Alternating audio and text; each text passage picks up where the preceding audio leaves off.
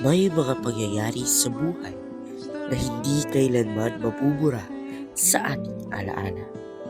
Mga sandaling nagbigay ng saya, aral at pagbabago.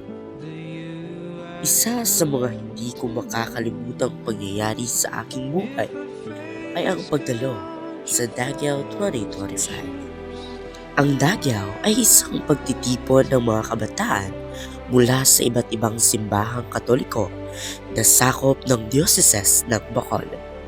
Dito ay nagkaroon kami ng pagkakataong magsama-sama bilang mga kabataan na may iisang pananampalataya.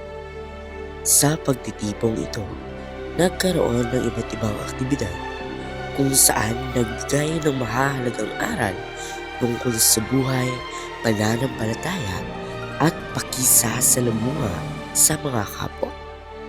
Marami akong natutunan na nagbigay inspirasyon sa akin upang maging mas mabuting tao at mas malapit sa Diyos. Hindi lamang aral ang aking napulot, kundi nagkaroon din ako ng pagkakataon na makilala ang iba't ibang mga kabataan mula sa iba't ibang mga simbahan.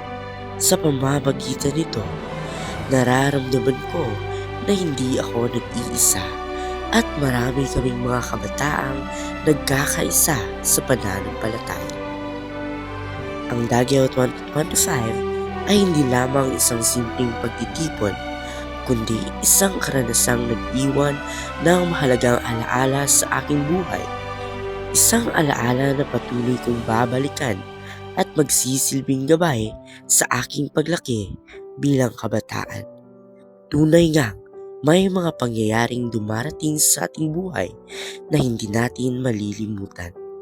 Dahil ito ang mga karanasang humuhubog sa kung sino tayo ngayon.